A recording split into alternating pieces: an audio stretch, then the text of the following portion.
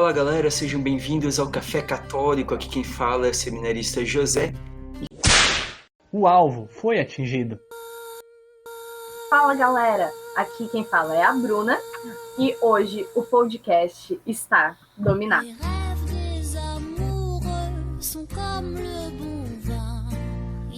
Comigo tenho Marci. Fala galera, eu só vou conferir se o nosso prisioneiro tá bem alimentado, eu já volto aí. E a nossa convidada especial, nossa menina prodígio, Ana Paula. Oi! Então, é isso, gente. Hoje nós vamos fazer um episódio especial, somente com mulheres, falando sobre mulheres que viveram sua santidade, viveram a virtude cristã católica sem deixar de ser mulher, que foram mulheres de verdade. Mulheres com M maiúsculo. Para quem não me conhece, eu sou a Marci. Na verdade, eu sou a Marciane, mas geralmente quando as pessoas me chamam por Marciane, elas estão brabas comigo. Então pode chamar só de Marci. Eu tenho 26 anos e, se Deus quiser, eu vou ser uma boa professora de matemática. E o exemplo que eu trouxe hoje é que, assim, eu fico com... meus olhos brilham quando eu penso nela. Eu só não aprendi a falar o nome dela, tá? Porque é Chiara, eu acho que é Petrilho. É aquele nomezinho com 2 L's. Aí eu acho que depende do idioma muda, mas eu acredito que seja Petrilho. Chiara Corbélia Petrilho, ela faleceu muito jovem, né? Ela agora é serva de Deus. Ela faleceu em 2012. E por que ela foi... O que ela fez de tão exemplar assim? Ela foi mulher. Foi mãe. Com toda a dedicação que foi possível a ela.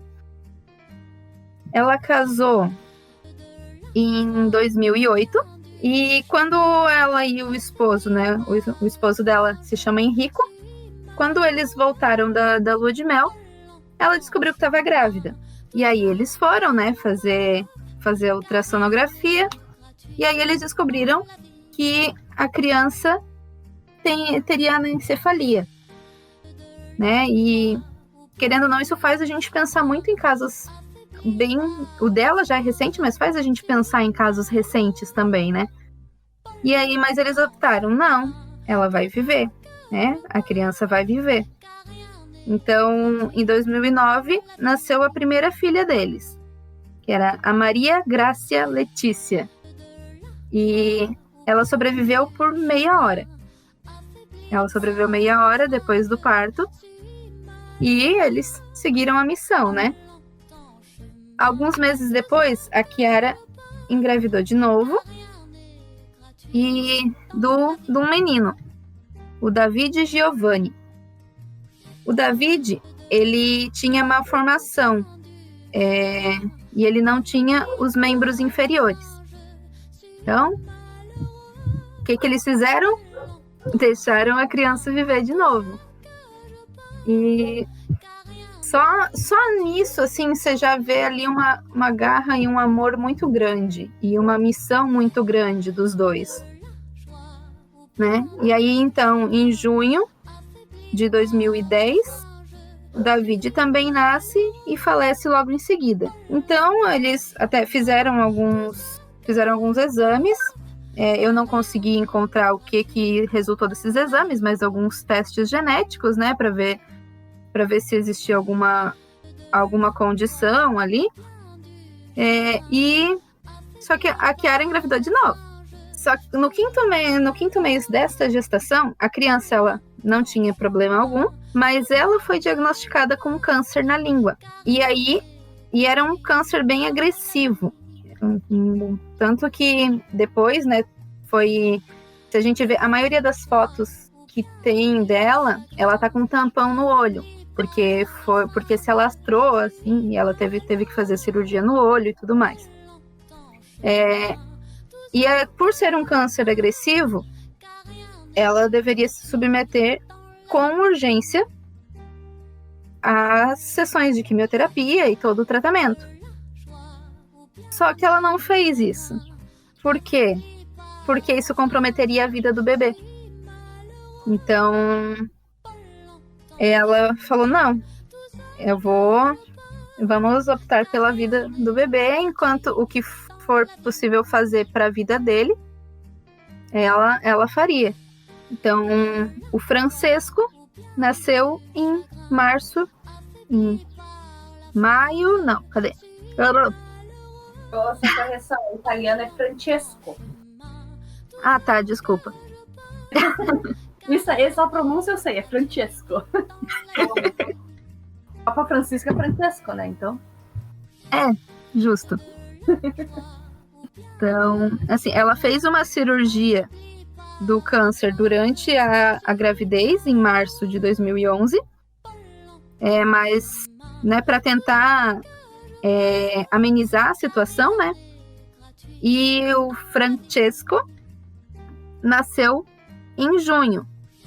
Assim que logo em seguida que ele nasceu, ela fez a segunda parte dessa operação, começou a quimioterapia e a radioterapia. Mas nesse ponto, o câncer já tinha se espalhado muito pelo organismo dela. E até eu li, eu não lembro agora certo, o nome do diretor espiritual dela. Lembro que era um frei. E nos últimos dias dela, ele ia todos os dias visitá-la e né, eles celebravam a Eucaristia, celebravam a missa lá onde ela estava. Era uma casa mesmo da família, um lugar mais retirado para ela descansar melhor. E ele falava nesse relato que eu li as dores que eram visíveis e que ela sentia, né, as dores físicas, mas que ela continuou seguindo por causa do Francesco. E assim, eu fico estagnada toda vez que eu lembro e que eu penso, porque, lógico, cada um tem a sua cruz e a sua força e a sua história para seguir, mas a força da Chiara é extremamente inspiradora, principalmente por ser um caso, né, não desmerecendo os casos antigos, obviamente, mas é gente como a gente da nossa época, do nosso tempo, né? A gente falou recentemente de Carla Cutis e agora tem Chiara também, né? Não só Chiara Petrilho, mas uma outra Chiara ali muito linda também, que eu acredito que vai ser comentado. E ele falava, o Frei, a paz que emanava no quarto dela, apesar das dores, a última vez que ela comungou.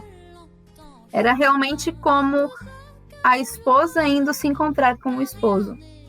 Ela sabia para onde ela ia, ela sabia o que ia acontecer e ela estava absolutamente preparada. E então ela faleceu em junho de 2012. O Francesco tinha 1 aninho e deixou assim esse testemunho incrível, sabe? Eu realmente eu não tenho palavras assim que eu acho que valem, assim, que expressam tudo que o testemunho dela me faz sentir.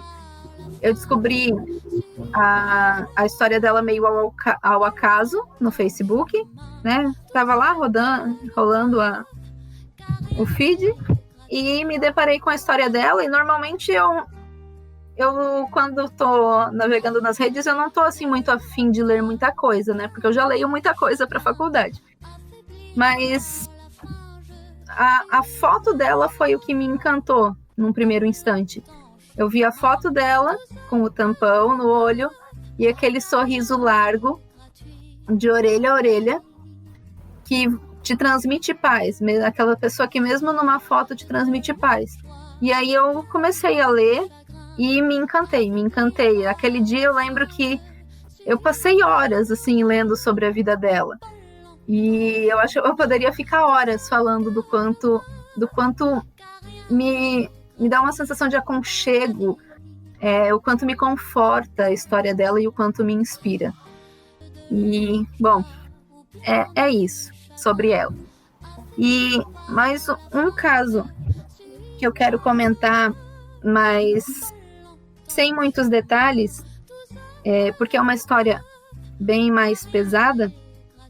É um caso de uma prima da minha mãe, que ela foi assassinada por querer preservar a pureza dela, né? Tem todo um contexto, né? Toda a situação. E ela participava na época. Bom, a minha mãe tá com 64. E na época que essa prima dela faleceu, ela era criança. Mas não é um caso assim tão antigo, mas também não é tão novo. Então ela participava de uma congregação lá na cidade dela, queria se consagrar, queria dedicar a vida a Deus também, mas a vida dela foi ceifada. E aí, por que eu tô falando dela, né? Porque ela está em processo, eu não sei o nível de processo, eu não sei, na verdade, se já entraram com o processo ou se ainda estão reunindo documentação, mas para fazer o processo de canonização, de beatificação, canonização, todo o processo para ela também, porque já existem graças alcançadas por intercessão dela, e inclusive o túmulo dela já não tem mais espaço, tem um monte de plaquinha ali de graça alcançada. E também me inspira de certa forma, né? De certa não, me inspira mesmo, por ser um caso tão próximo, né? Porque a gente sempre está acostumado, mesmo que nem o da Chiara é da nossa época, mas a gente tem tanto costume de pensar, mas fulano é longe, não sei o quê, e não tem como acontecer por aqui, ou comigo, ou ninguém que eu conheço. Então, é um caso muito próximo, é um caso que tá aí quase ligado no sangue aqui, então, que também me motiva bastante. E passo a palavra. Antes da gente continuar comentando de outras, então vamos sobre a história dessas duas mulheres, né? A Chiara Petrilho, a venerável Chiara, ela traz isso para mim, pelo menos, né? A minha visão é de como ir contra a corrente do mundo atual, né? Porque tudo de qualquer coisa o importante é a vida da mulher, tem que ser preservada a vida da mulher. Não que não deva ser preservada, gente, veja bem, né? Claro que tem que ser preservada. As duas vidas são importantes. Exato, não é salvar uma, é salvar as duas. Então tem que se fazer ao máximo. Mas eu vejo, eu estou agora noiva, nesse processo de preparo para o matrimônio. Cara, tem noção de o quão importante é Deus deixar você gerar uma alma? A gente geralmente pensa em vida, mas a gente está gerando uma alma. A mulher tem esse poder, esse dom, esse poder biológico de conceber e dar à luz a uma alma. E nós somos responsáveis por isso. E quando a gente casa, quando a gente dá um sim perante Deus, olha a decisão, o cuidado que a gente tem que tomar, a coragem que tem que ser. Então a Chiara mostra isso, de que tem que ser corajoso. Se Deus colocou ali, tem um propósito. Eu vou colocar prima, né, Márcio? Porque é prima segundo grau. É mais fácil de falar. A sua parenta. Como que é o nome dela, você sabe? Maria Amida Kamers. Então, a Maria, ela dá o exemplo da gente lutar pelo que a gente acredita, pelo que a gente ser firme, uma determinada determinação, né? Então, não é fácil. Não vou aqui ser, né, cara, não, porque nós temos que dar a vida por Jesus. Sim, nós temos, mas eu não posso dizer que eu teria a coragem que ela teve. A Chiara teve, que a Maria teve. Então, eu não consigo dizer isso. Eu me questiono muito, assim, eu fico, gente, será que eu conseguiria fazer a mesma coisa? É muito bonito ver que as histórias não são só do passado, sabe? Não são, a gente fala tanto, o santo do século IV, século III. É tão bonito ver que, tipo, tá acontecendo agora também, sabe? Tipo, pra mim, é algo assim que, nossa, eu quero ter essa dela, eu quero. Porque o mundo de hoje não é tão fácil ficar com a tua fé, não é muito fácil você ir pra uma escola onde que a maioria tem uma ideia tão distorcida do que verdadeiramente é, sabe? Lutar com garra não é pra pouco. Então eu acho que essa história foi tipo emocionante. São grandes exemplos. Sim, e da Lina Damasio, segundo grau, mostra que uma história muito bonita, porque hoje não tá difícil não ser mulher de pessoas princípios, não tá difícil eu conseguir. Convenhamos, nunca foi fácil ser mulher, não. Não. Não é fácil, não. E, continuando nesse não é fácil ser mulher, então vamos pra personagem da Ana, como então fala mais pra se apresentar pra mim e fala pra Meu nome é Ana Paula, só que podem me chamar de Ana. E eu tenho 13 anos. Hoje eu vim falar da história da Santa Úrsula, uma santa que nasceu no século IV, né? A Santa Úrsula, conhecida, mas muito também. A Santa Úrsula, desde pequena, ela teve um contato com Deus, sabe? Muito tempo. Acho que quando ela chegou uma certa idade, que já pra casar, ela fez um voto em segredo entre ela e Deus.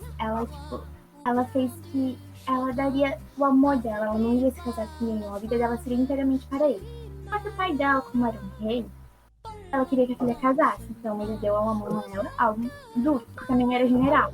A Santa Úrsula, ela ficou devastada, porque ela tinha feito voto a Deus. Ela falou, não, a minha vida vai ser inteiramente a ele. O que aconteceu?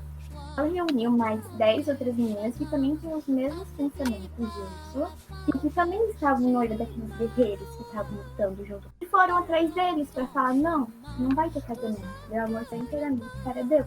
Então, ao longo elas foram de navio, né?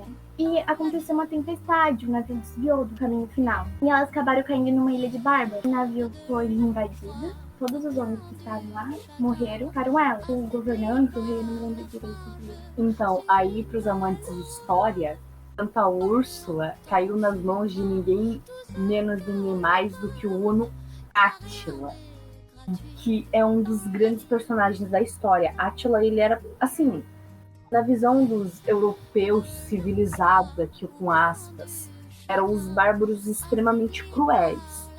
Então o Átila, ela caiu na mão do Átila, e o Átila, o nosso cavaleiro aí contra a Covid, não esse Átila. Não, o nosso biólogo admirado. É um Átila malvado e apaixonou por ela, então ela não pode continuar. Eu queria cortar ela, porque eu tenho que ver que ela tinha uma beleza muito... É muito bonita.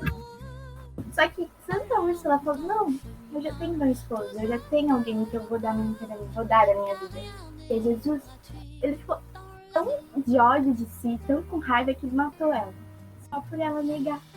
E as outras virgens, vendo o exemplo de Santa Úrsula, também negaram. Falaram não.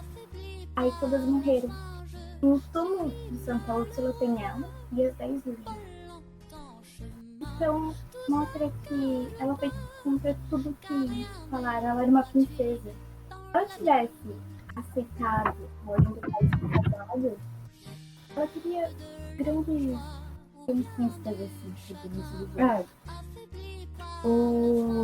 Até colocando sobre Santa Úrsula, complementando, né? Ela, não é que ela negou a vontade do pai dela, ela não foi desobediente, porque isso é importante frisar.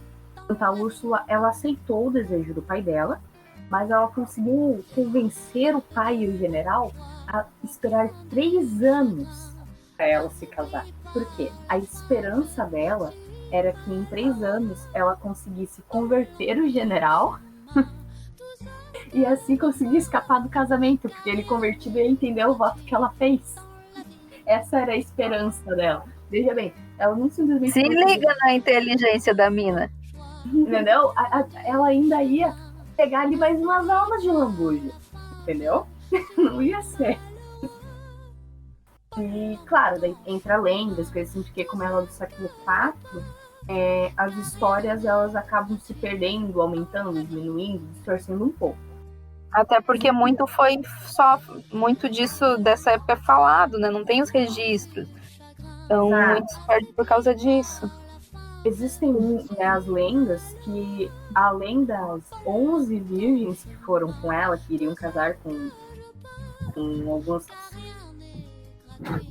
alguns soldados desse general, a gente tá falando só general porque o general mesmo não tem nome não, tá? Então as meninas queriam casar, né, ia ter o grande casamento coletivo. Para cada uma delas foi levada ainda mais 1000 servas virgens para acompanhá-las. Então existem vertentes que falam que foram de 11 a 12 mil virgens mortas. E daí a igreja, né, ali pela época do concílio que teve a reforma, o calendário litúrgico, olharam assim, então isso aqui precisa ser revisado, né, gente? Porque tá meio exagerado, porque senão não tinha sobrado uma virgem na Inglaterra, né? Eu fico pensando todo mundo no barco. Né? Como que é todo mundo num barco. Mas então... Mas óbvio que não tira o mérito delas, né? Não tira o mérito delas, nem um pouco. Porque... assim, se foi uma, se foi 12, se foi 12 mil... A questão é que alguém teve a coragem de realmente permanecer firme aos seus votos, né? E a gente acha difícil, sei lá, cumprir um jejum, fazer uma novena sem falhar um dia, falar da escola que é católico. Acordar 6 horas da manhã pra ir na missa. Acordar 6 horas da manhã pra ir na missa. Ou ainda mais... um negócio que me deixava revoltado uns anos atrás, que na minha comunidade a missa era às 9 da manhã e o pessoal do grupo de jovens tinha pachorra de me olhar. Ai, mas é porque a missa é muito cedo. Cara, tipo, na época eu tava na escola, assim, cara, tu acorda mais cedo pra ir pra escola? Tipo assim. E só assim, né? Uma coisa que eu lembrei agora, que eu ouvi de um padre numa confissão, que eu me culpo muito, né, por não conseguir. Lógico, existe uma linha muito tênue entre o que você consegue fazer e o que você deixa de fazer por preguiça. Então eu me culpo muito às vezes porque eu queria fazer mais e não consigo. E às vezes também pra gente refletir que não é porque essas pessoas conseguiram fazer que de fato a gente vai conseguir ou a gente tem que fazer. E aí o padre me falou assim, ele me deu o exemplo da viúva no templo com as moedinhas, que todos chegavam lá e tacavam dinheiro pra caramba, fazia aquele barulhão assim, de tanta moeda. E no entanto, quem mais agradou Jesus foi a velhinha lá, a viúva, que chegou com as suas 2 moedinhas, que eram tudo que ela tinha. Então, que a gente se inspire, qual que é o ponto principal nessa história? É dar tudo o que você tem. Se você tem R$1 milhão, você dá R$1 milhão, mas se você tem 1 centavo, você dá 1 centavo. Então, a gente tem que sim, né, admirar esses exemplos e se inspirar neles, mas também não exigir mais do que nós podemos. Sempre cuidando com essa linha tênue que divide, né, pra gente não entrar no comodismo, mas também não se culpar por algo que talvez a gente não consiga fazer. Sim, porque, claro, a gente tem que se esforçar ao máximo. Tudo que a Márcia falou tá perfeito, realmente. Porque... daí eu já vou entrar na minha parte, porque eu pensei em muitas mulheres que eu poderia colocar aqui. E sei lá, quem me conhece um pouquinho, eu sou quase uma enciclopédia de santos. Muito de conhecer a história de santos, né? E eu pensei em... não tem tanta história quanto a Bruna. Eu pesquisei vários e pensei E antes da gravação eu falei que eu ia falar de uma pra Aninha, e pra Márcia eu falei de outra, e bem no fim eu vou falar de uma terceira. Ó, espalhando fake news aí, ó. Não, é porque eu realmente estava na dúvida e agora eu me decidi nesse instante. Tá? Então, Aí a gente vai escutar o episódio depois que a Bruna editar e ela cortou essa parte e falou de outra. completamente surpresa. Tá, eu vou falar, então, a Márcia falou de alguém bem recente, a Aninha falou de alguém bem antiga, vamos colocar assim. E eu, Bruna, tenho 23 anos, sou noiva, e eu vou falar o que talvez não vai ser surpresa para ninguém que me conheça. Eu vou falar sobre Santa Teresinha, do Menino Jesus e da Sagrada Face. Ó, Senhor, quando eu poderia imaginar que a Bruna ia falar de Santa Teresinha? Eu estou em choque. Eu errei o título. Volta. É Santa Face. Mas tudo bem. Isso eu corrijo na edição. Mas sim, vou falar de Santa Teresinha. Por quê? Ela foi muito importante para minha construção pessoal, tanto na vida religiosa quanto civil, vamos colocar assim, né? Porque não que a gente viva duas vidas, tipo, fingindo, né? Duas coisas paralelas, mas são atitudes que se mesclam, mas são vividas de formas diferentes, entre aspas. Dois campos da mesma vida, né? Eu tinha... Santa Teresinha, ela viveu no século XIX, então ela é ainda recente, né? E ela, muito jovem, ela decidiu que ela queria ser carmelita, né? E ela sempre se referia a ela como uma florzinha de Jesus. Por que eu escolhi Santa Teresinha? Não é pelos escritos incríveis dela, não é por ela ser doutora da igreja.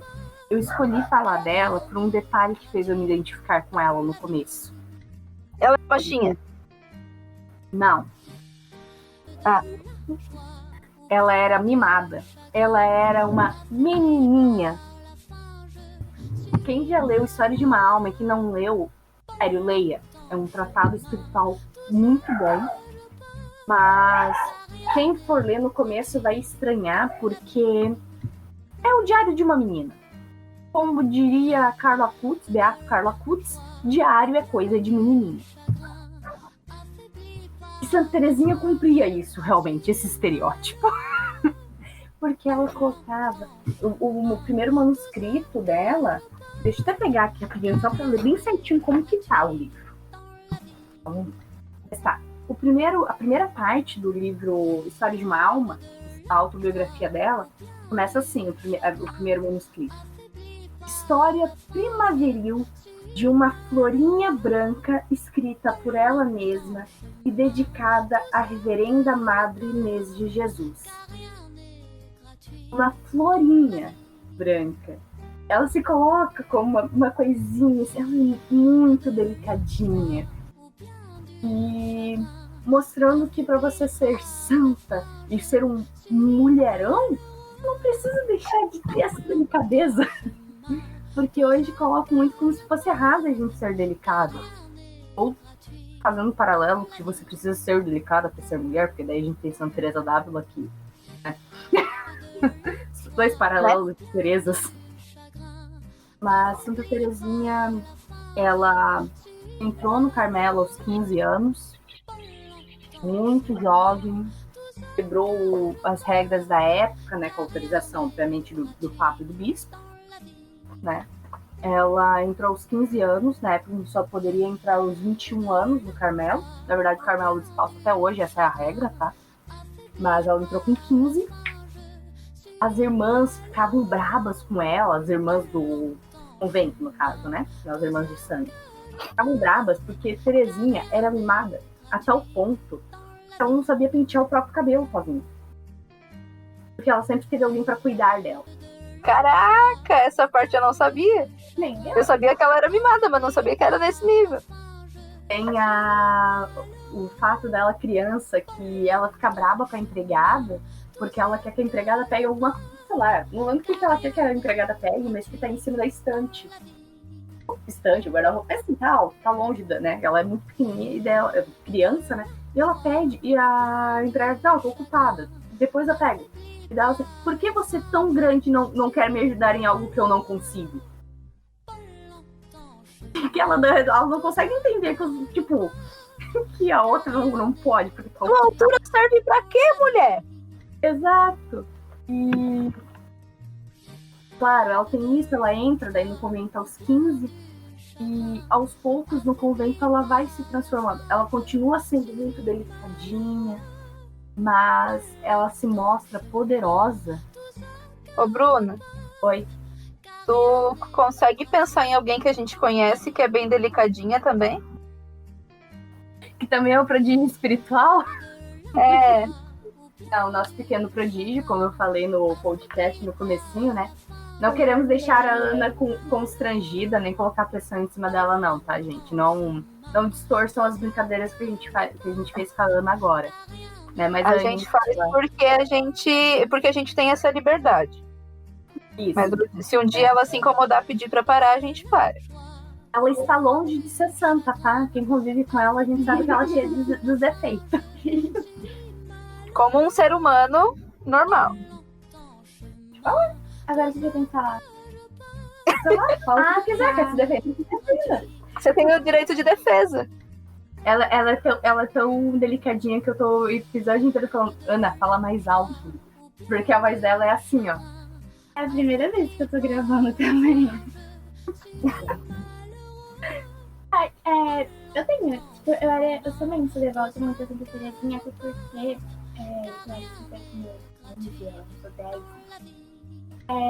eu ser freira, eu ainda tenho essa dúvida, porque eu via elas, nossa, como elas conseguem, era a única pergunta que eu tinha dúvida. Aí eu olhava, eu quero ser igual a ela. Eu chorava, mãe, eu quero, mãe. Uma vez eu tava servindo, aí acabou a missa e eu comecei a chorar. Porque a minha mãe falava, não, tu é muito nova, espera um pouco, se aquieta. Aí na missa eu comecei a chorar no final. Até que o coordenador do escolinho falou, você tá bem? Aconteceu alguma coisa na missa? Se machucou? Aí eu falei, não. Aí eu falei, alguém te falou alguma coisa? Eu entendo a preocupação do coordenador. O padre brigou contigo? Mas eu via elas como assim, algo que eu não conseguia acreditar. Porque a minha família, ela não foi criada na igreja. Minha mãe trabalhava direto, então a gente não teve contato muito. Só que de repente eu comecei a fazer aquela casa e eu falei, nossa, esse Deus que eu tô conhecendo é algo que eu nunca imaginei.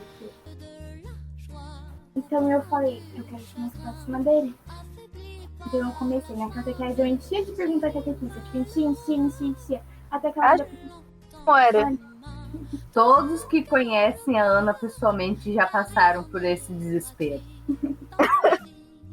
Aí a catequista, até teve um dia que ela falou, Ana, deixa os outros falarem. Essa parte eu me identifico, né? Então, gente, pra quem não sabe, a Ana, ela tinha uma época que ela aparecia com um caderninho. Aí todas as dúvidas que ela tinha durante a semana, ela aparecia com o caderninho e perguntava para as pessoas. E só que não são dúvidas assim muito simples de responder. É porque assim, na verdade, as dúvidas elas não são nada extraordinárias, as dúvidas. O problema é que ou não tem uma resposta, ou como é que eu vou explicar isso para uma... Daí, quando eu conheci a Ana com 11 anos, né, ela é minha piada. Então, como é que eu vou explicar isso? Eu lembro de um padre Renan, né, do podcast católico, você sabia? Fazer propaganda. Né? O padre Renan... É amigo do diácono René, da tropa do padre. O padre Renan, ele falou assim, Bruno, o problema não é a pergunta que ela faz, nem a resposta. O problema é como é que eu vou explicar por isso para uma menina se é coisa que tá sendo estudado em TCC de teologia. Eu ainda tenho as minhas perguntas lá. Eu tenho que ser sincera que está se tornando mais complicadas as perguntas dela com o longo do tempo. Tem que ser sincera.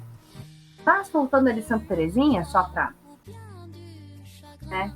Santa Terezinha, então, ela entrou no Carmelo. A Ana que ela falou que olha para as carmelitas, é porque na rua do lado da casa dela tem um lar de carmelitas que cuidam de gestantes em estado de risco, né? Então, mulheres que foram abandonadas ou que envolvimento com drogas, né, dependência química, ou diversas situações, né?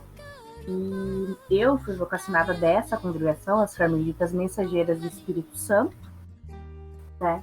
E realmente, assim, todo respeito com todas as outras congregações, não tô dizendo, né? Eu vou dizer das Carmelitas que é a que eu conheço melhor. Cara, tem que ser muito mulher pra casar com Jesus. Tá boa? Porque é muito mais difícil. Sabe? É algo extraordinário. E Santa Terezinha, ela foi com essa meiguice dela, a delicadeza dela, né? A teimosia. Ela foi e ela batalhou muito. E quando ela estava dentro do convento, tudo, ela morreu muito jovem, ela morreu aos 23 anos, né, de tuberculose. E enquanto ela estava ainda com a doença, a madre mandou ela ir, por assim, questão de obediência, que daí tem dentro de uma congregação, mandou ela ir caminhar um pouquinho no sol. Ela precisava pegar um pouco de sol. Ela foi com muita dor e ficou caminhando mais do que a madre mandou. E daí a madre disse, mas você tá com dor, por que você ainda tá caminhando? Eu caminho por um missionário que não possa caminhar. É por isso que ela é padroeira das missões, mesmo sem ter feito uma missão. Nessa missão fora do convento que eu digo. Missão como a gente está acostumado a referir. Sim. Ela foi muito forte, ela lutou contra essa doença que é horrível, tuberculose é muito pesado. Graças a Deus hoje tem tratamento, né? Graças. Né? Fez a Ana passar um trauminha já. Quer contar a sua experiência, Fu? Que eu tive tuberculose, tá, gente? Aqui, do nada a Brina comentou, eu tive. E eu fiquei, a mesma vez que Santa Terezinha morreu, ela falou assim, então tu vai morrer? Eu dei um bola fora com a criança. Ela tava com 11 anos nessa época, gente. Um colega, amigo meu, o Christian, que É meu padrinho. é o padrinho dela, ele olhou assim pra mim com a cara assim, tipo, Bruna! Tipo, olha o problema que você arranjou pra nós. Eu tô trauma pra criança. Mas só pra consolar, todos vamos morrer. Né? Mas não, minha tuberculose foi nem um pouco comparada com o que Santa Terezinha teve.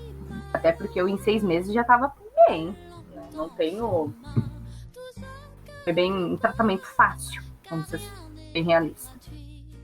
Mas ela lutou muito. E ela foi uma perfeita esposa de Cristo. Uma mulher de verdade.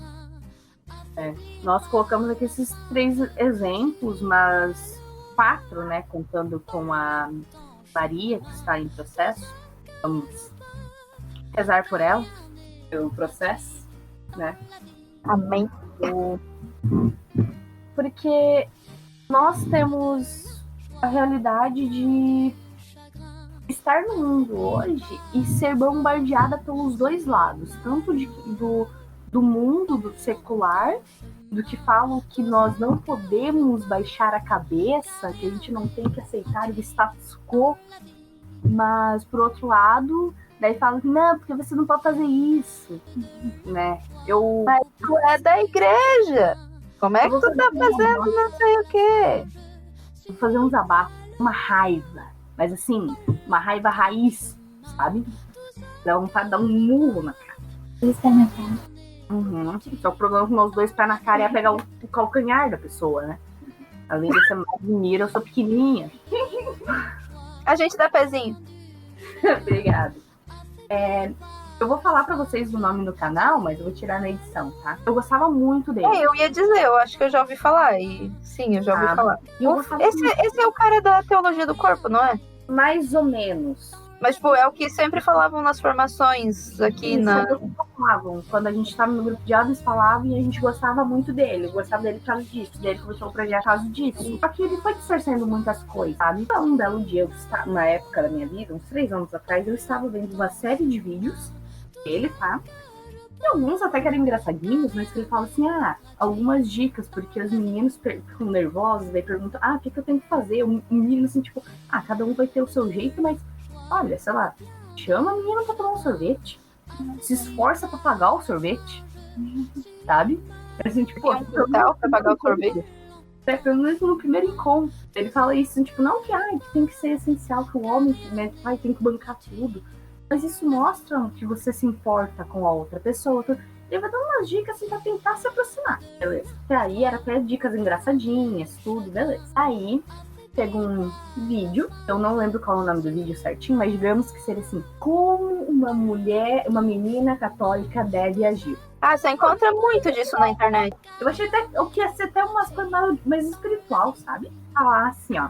Basicamente, tá, eu vou colocar aqui umas descrições se vocês interpretem qual foi o motivo da minha raiva. Uma mulher deve falar com a voz baixa, não deve gritar e rir alto. Desde quando a gente consegue falar baixo, Bruna? Não deve expor a sua opinião com muita força, pois os meninos vão ficar assustados e se afastar.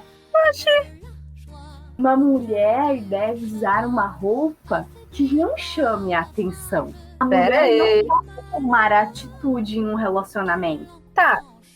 Eu acho que eu consigo resumir isso em uma frase. A mulher deve se tornar uma estátua. Exato. Cara, tem mulher que, assim como qualquer ser humano, vai ter gente que vai falar baixo, que nem a Aninha.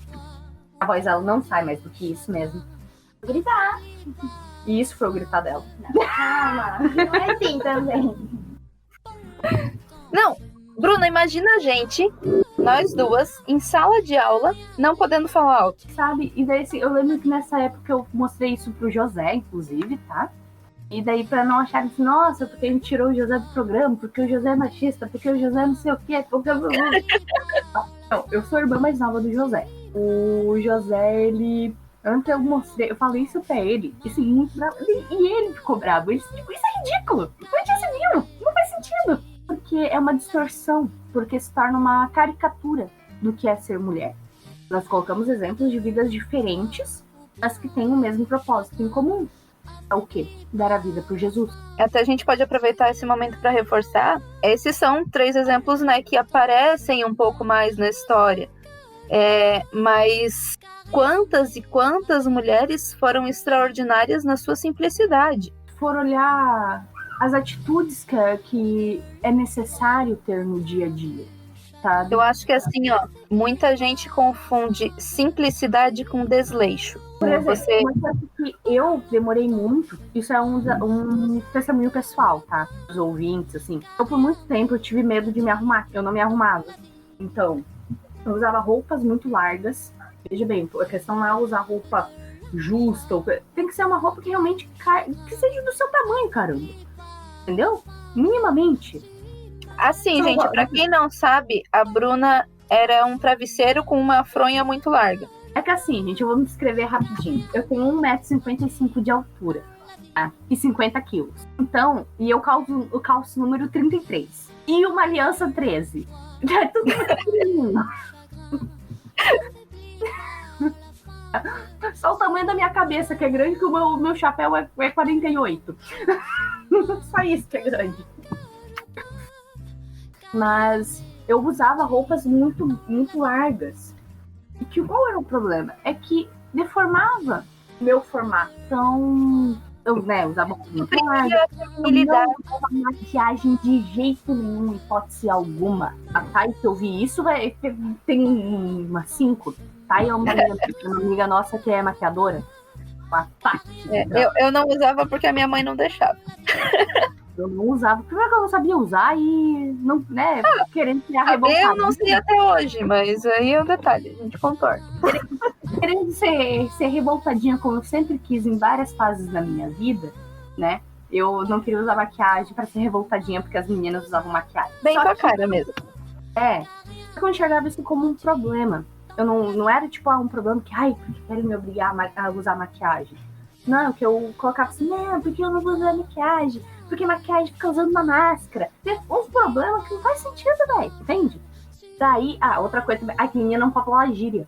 Oxe. Já brigaram comigo de eu falar mano. Mano, daí, por quê? Eu falando com o meu noivo, ele me chamando de cara. E não é tipo de sacanagem. Sabe quando a gente tá falando muito natural? Então, eu tinha esse problema. Eu te chamo de mano.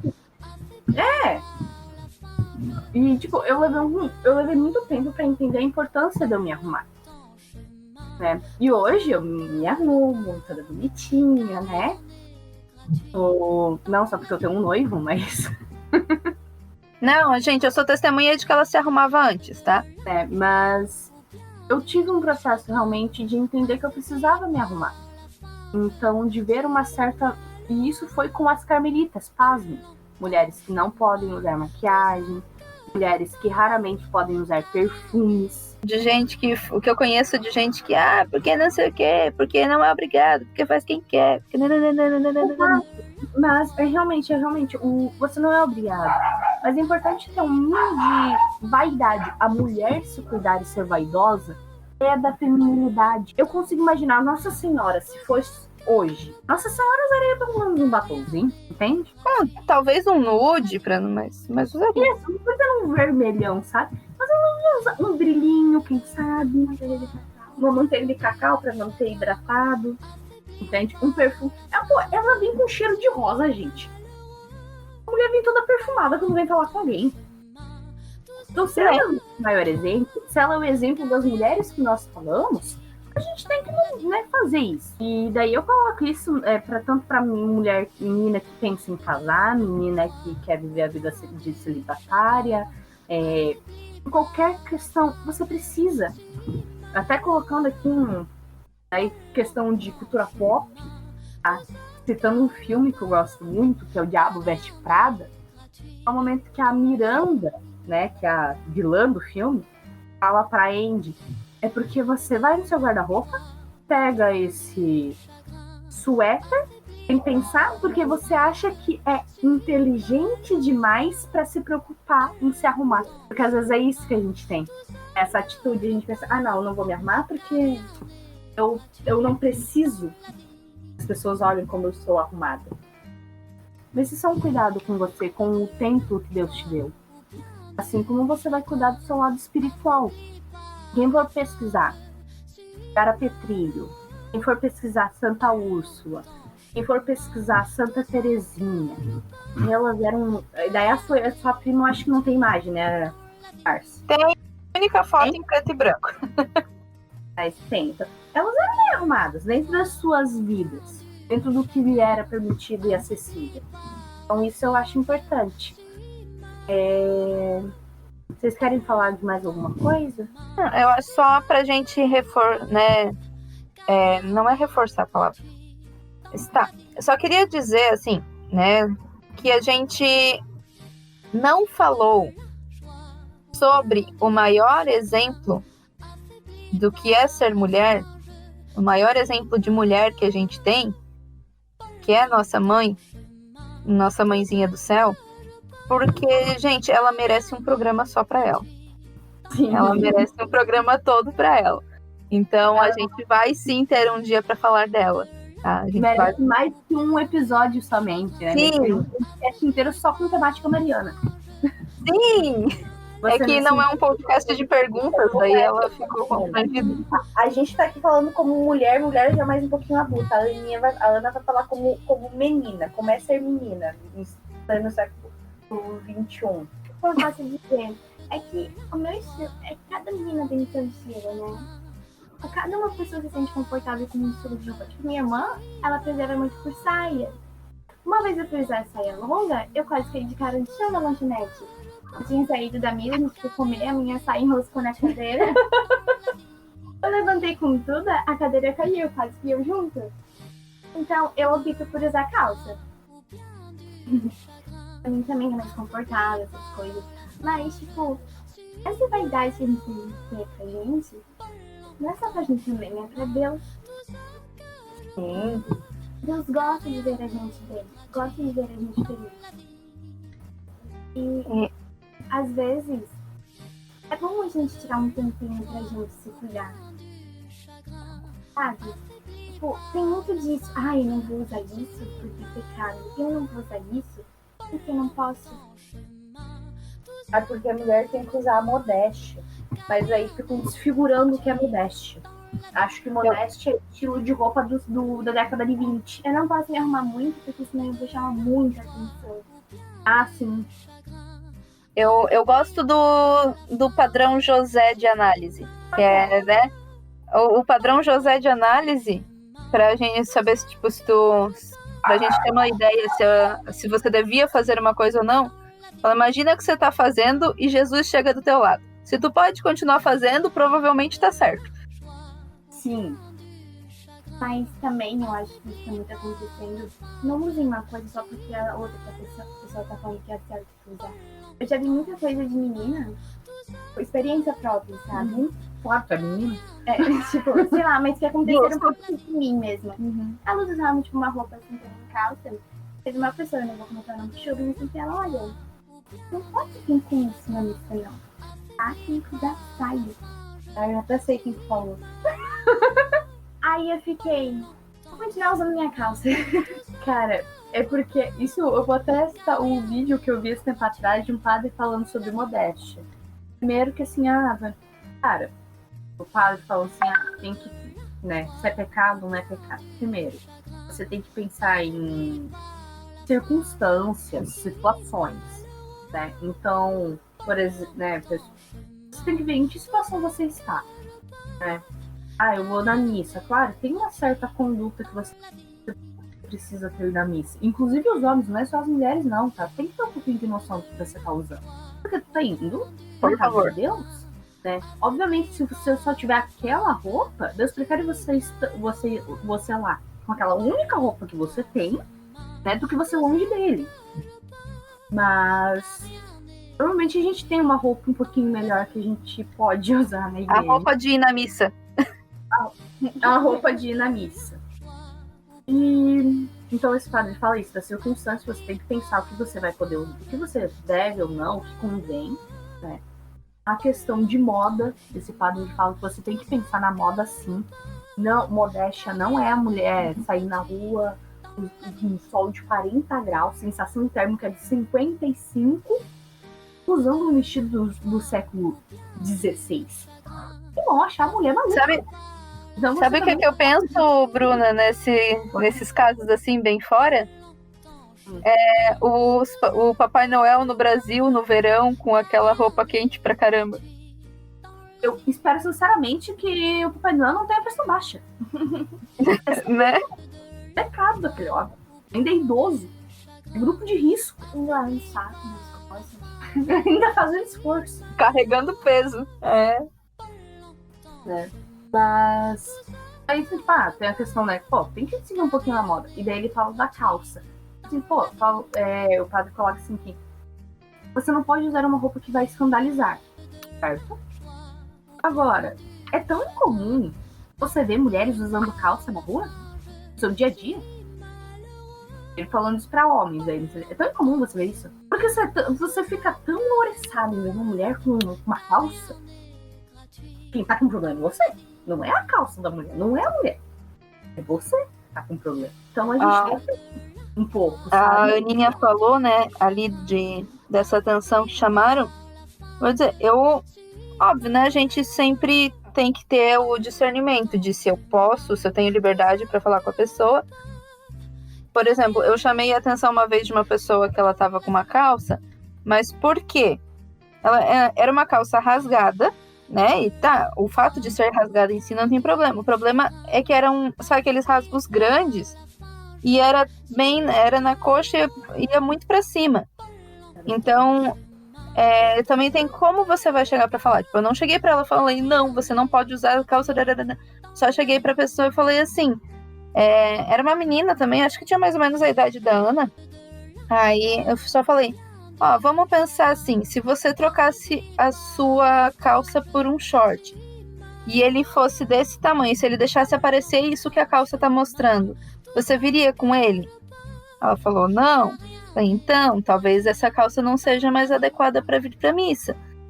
Aí, tipo, e sabe, foi muito tranquilo, muito de boa. Então, às vezes também a gente tem essa coisa de pensar muito rápido, de julgar muito rápido, mas a gente tem como falar com a pessoa e não fala. Então, também ver qual é o nosso papel nessa história, né? É porque assim, até vou dar uma dica para os meninos, tá? Você, senhor, assim, colocar, né, generalizando, assim, ser jovem ou já mais velhinho e acha que tem o direito de ficar julgando a roupa que a mulher tá usando na igreja, vigia, tá? Porque quem tá fazendo coisa errada é você reparando em tudo que os outros estão usando. Talvez um pecado no teu olhar. Exato. Tá? Então, porque o pessoal tem muito essa neura de pode isso, não pode aquilo. Assim, aos poucos, a igreja não diz o que pode e o que não pode ser usado na igreja. A igreja não coloca, não tem. Se tu for procurar no Código de Direito Canônico, fala de roupa decente, uma roupa digna. Mas a igreja não fala que roupa digna, a mulher usa vestido, tá? Também não diz que o véu, que agora já é permitido não usar mais o véu, mas é opcional. Se a mulher usar o véu, ela pode usar véu. Eu vou entrar nessas polêmicas, porque senão o José vai ficar muito chateado comigo, porque ele quer evitar polêmicas. Se vocês quiserem, nós podemos voltar em um outro episódio para, quem sabe, falar sobre a modéstia em si, tanto feminina quanto masculina. Modéstia infantil também, que esses dias eu vi esse termo e eu fiquei assim, caramba, é verdade, os pais não têm mais cumprido a modéstia infantil. A criança tem que ser protegida e não exibida. Sim. Então, meninas, é isso. Considerações finais? Querem falar mais alguma coisa? As meninas, assim, pra qualquer pessoa, na verdade, não importar tanto que a opinião dos outros tá fazendo mal pra você. Deus não vai te julgar porque tu tá usando uma roupa mais justa do que o teu irmão.